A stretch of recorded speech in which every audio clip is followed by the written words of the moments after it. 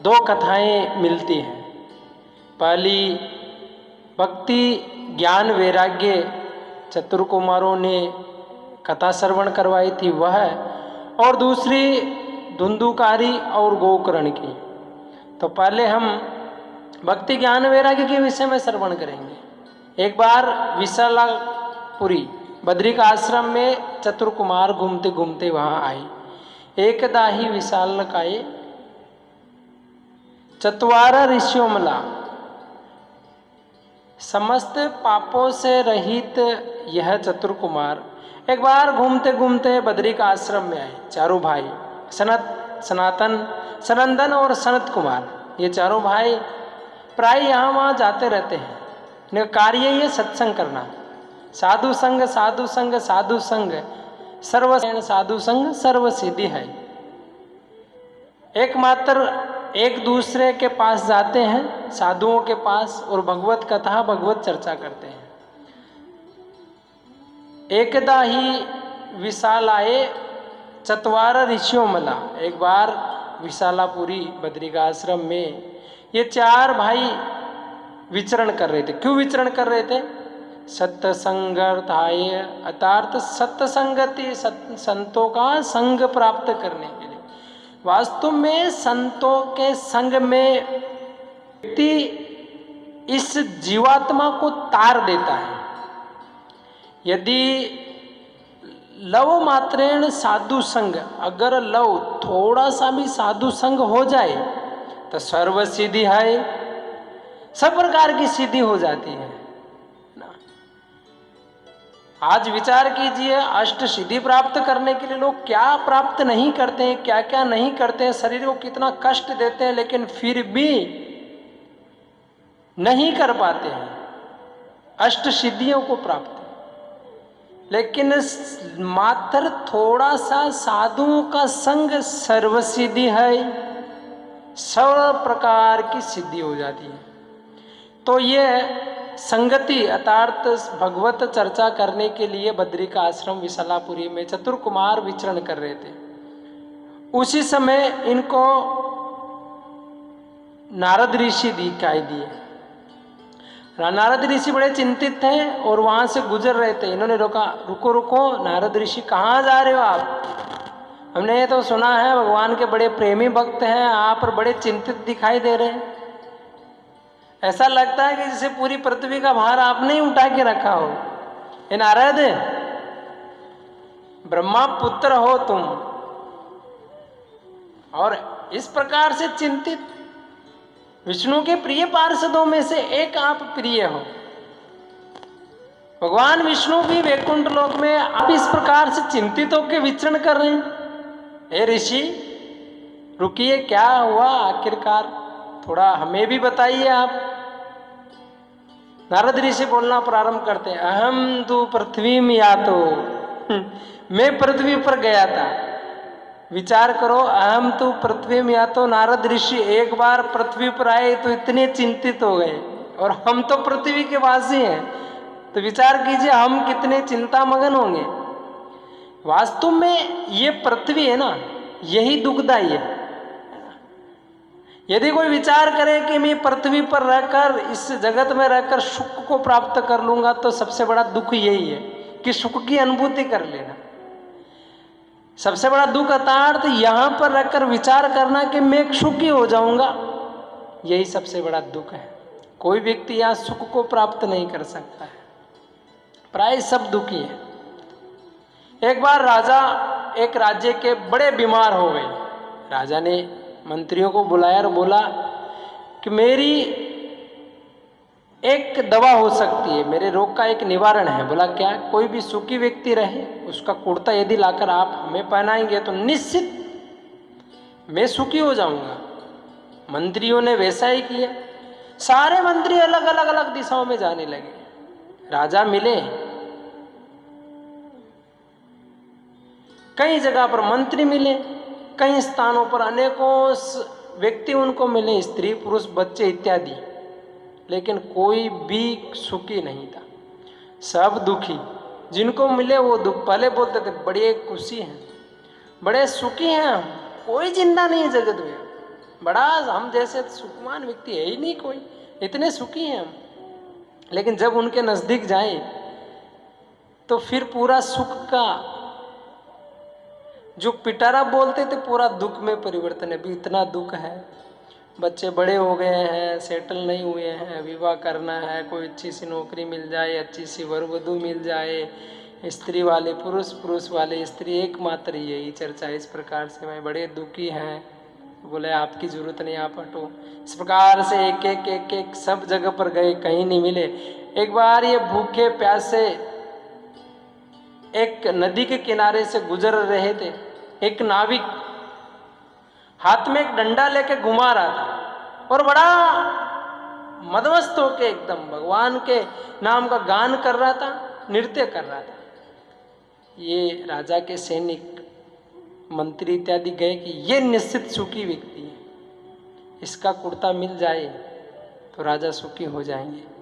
ये गए किसके पास? उस व्यक्ति के पास।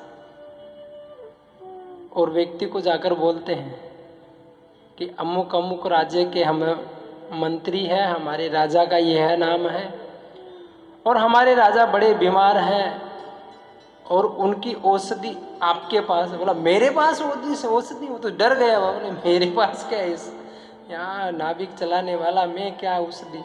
बोला नहीं। बोला है आपके पास, आपको कुछ नहीं करना है, आपका जो कुर्ता है वह हमें दे दीजिए, हम अपने राजा को पहनाएंगे, वो सुखी हो जाएंगे, रोग से मुक्त हो जाएंगे। ये व्यक्ति बड़ा ठठाड़ करके ऐसा पहले तो बोला, हे मंत्रियों, मेरे पास कुर्ता नहीं है इसलिए मैं सुखी हूँ, जितने भी कुर्ते वाले सब दुखी हैं। कुर्ता अर्थात ये हमारा शरीर, ये पांच भौतिक देह है, 24 तत्वों से निर्मित यह शरीर दुखदायी है। इसको बोलते पांच भौतिक, 5 तत्वों से बना। पांचों तत्व यहीं से उपलब्धि होती है, ब्रह्मांड से ही। और इन पंच तत्वों से बने हुए शरीर में आत्मा यदि सुख का अनुभूति करे, ये तो असंभव चीज है। गोस्वामी तुलसीदास जी तो कहते हैं कि यदि पत्थर, मिट्टी या बालू को पीसकर उसमें से एक बार तेल निकाला जा सकता है, जल के माध्यम से तेल निकाला जा सकता है, लेकिन जगत में, संसार में सुख की अनुभूति बड़ा मुश्किल, नहीं, प्राय असंभव है।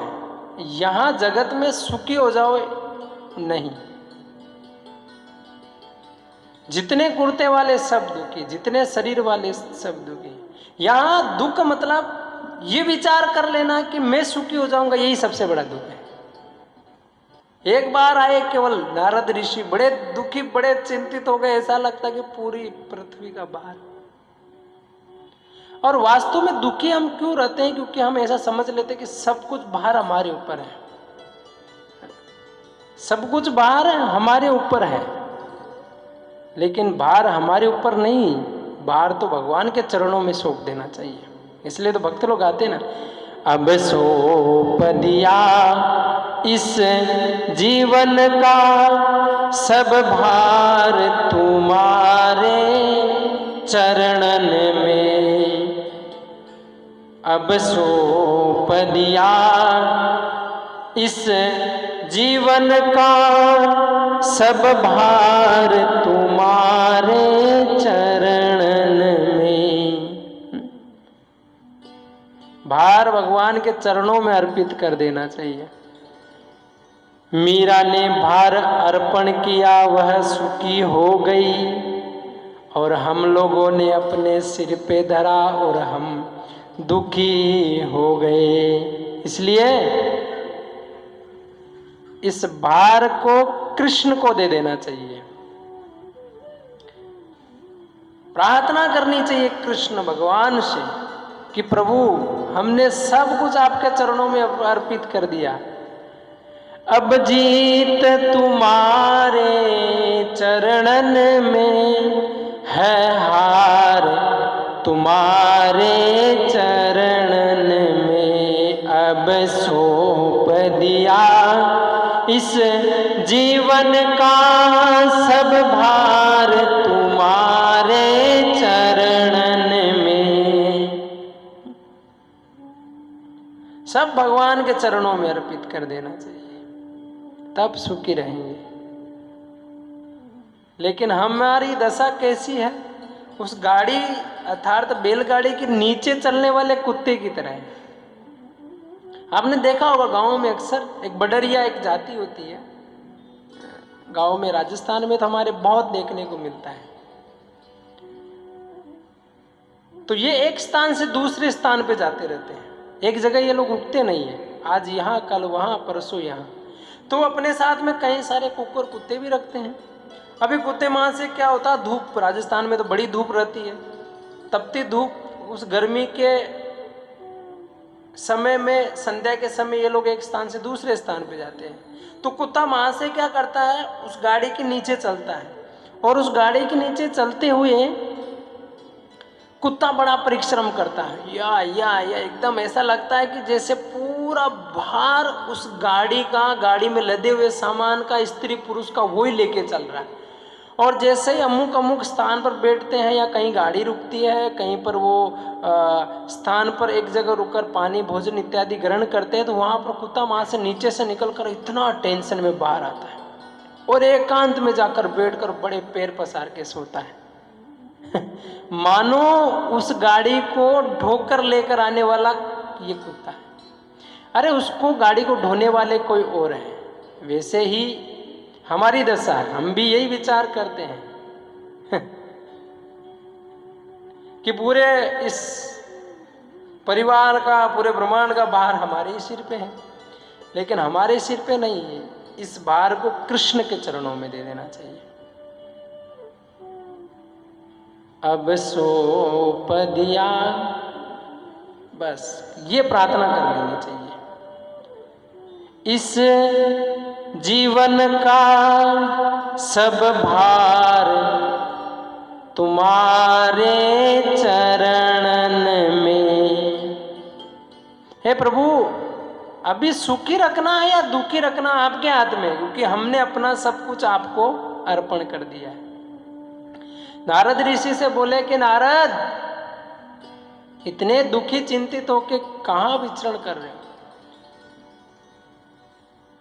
ये बोलते हैं कि अहम तो पृथ्वी में, या तो मैं पृथ्वी पर गया था इसलिए चिंतित हो गया। तो गए क्यों थे पृथ्वी पर? भला कलयुग आने वाला था इसलिए देखने के लिए गया कि कैसे जीव ठीक तो है, सुखी तो है, कहीं कोई दुर्दशा तो नहीं है इनकी।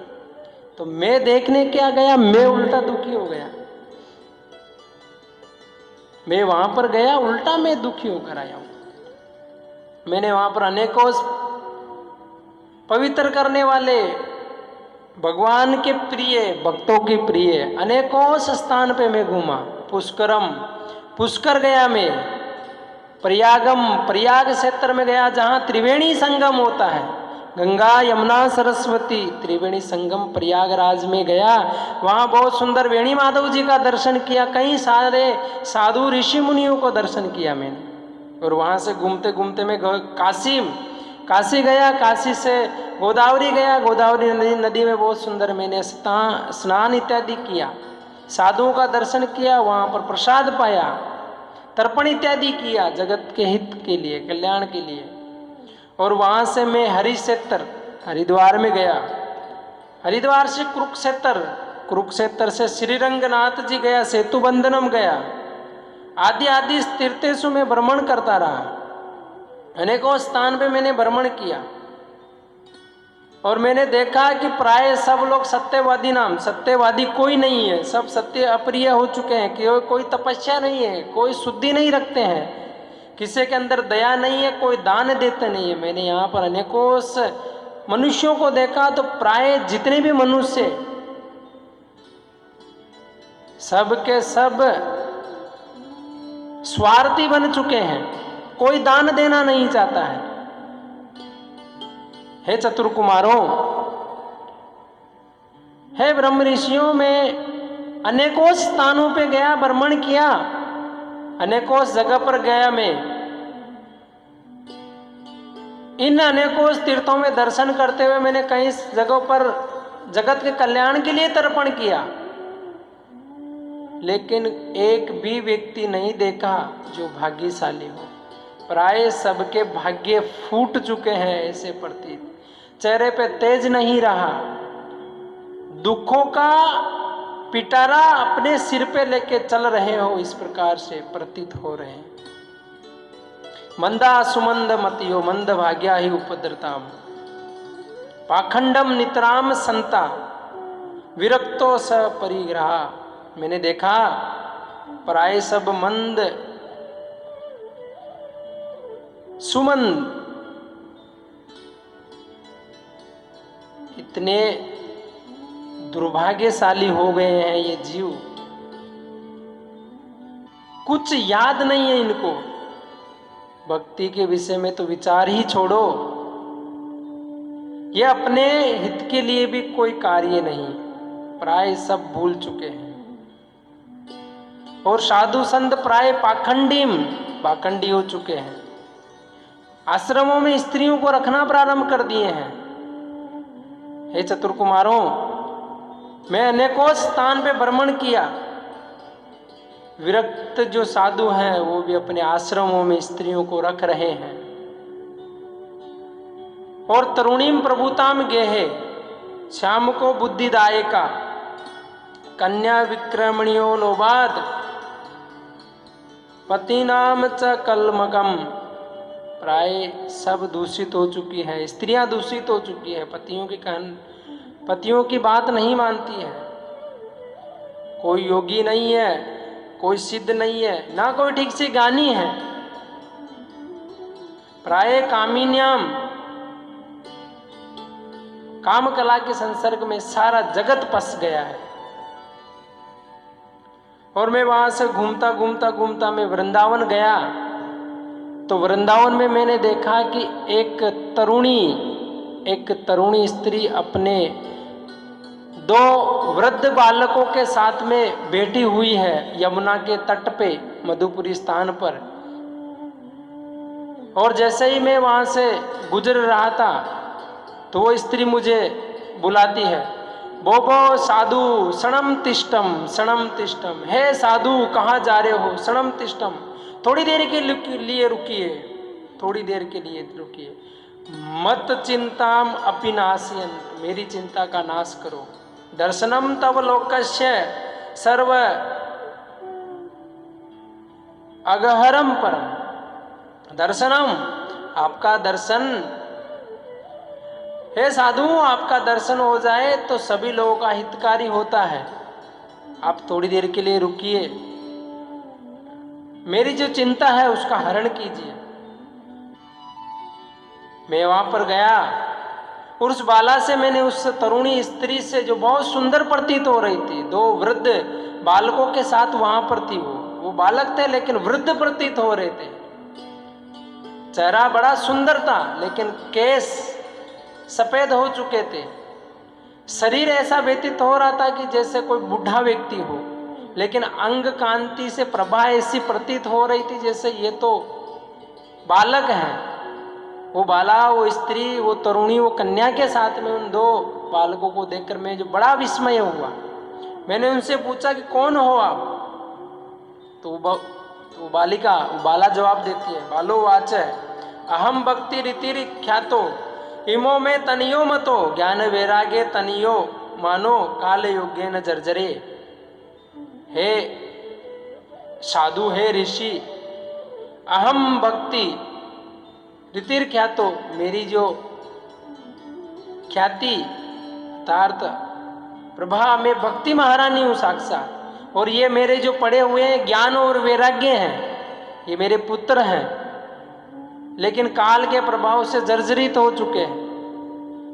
द्रविड़ा अहम उत्पन्ना, द्रविड़ देश में मेरा जन्म हुआ और वहाँ से मैं घूमते घूमते धीरे धीरे बड़ी होती हुई वृद्धि कर्नाटक गता। वहाँ से मैं कर्नाटक आई तो कर्नाटकों में सब लोगों ने मुझे स्वीकार किया भक्ति को। धीरे धीरे मैं वहाँ से घूमते घूमते क्वचित महाराष्ट्र नगर में आई, महाराष्ट्र क्षेत्रा में आई तो कुछ लोगों ने भी भक्ति को स्वीकार किया, नामदेव, तुकाराम इत्यादियों ने। और फिर वहाँ से हम गुजरात राजस्थान के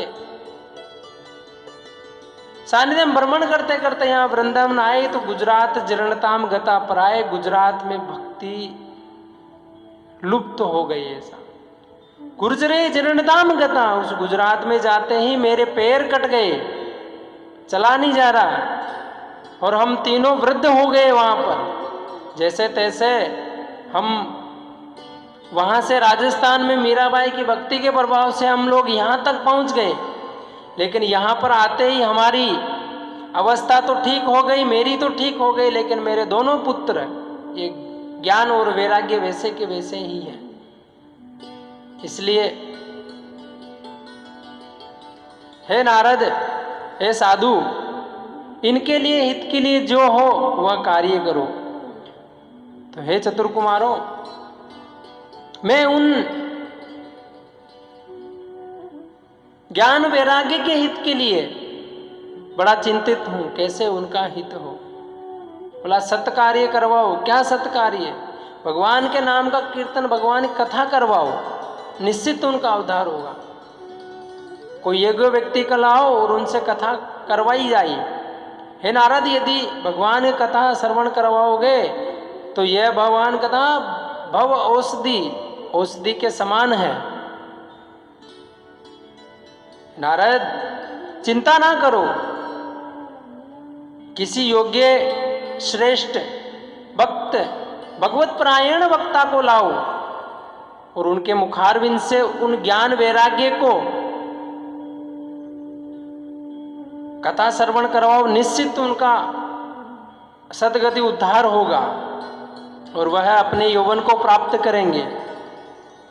नारद ऋषि ने उन चतुर्कुमारों को प्रणाम किया कि आपसे श्रेष्ठ वक्ता कौन हो सकता है। चार ब्रह्मचर्यतम, आप जैसे अखंड ब्रह्मचर्यता का पालन करने वाले और कौन शुद्ध वक्ता हो सकते हैं। सब लोग हरिद्वार आनंद नामक स्थान पर एकत्रित हुए। चतुर्कुमार सुंदर वक्ता बने और इन चतुर्कुमारों ने भक्ति ज्ञान वैराग्य के सानिध्य में अनेकों साधु संत ऋषि मुनि भक्त भगवान की प्रिय जनों के सानिध्य में बैठकर भगवान की कथा श्रवण करवाई।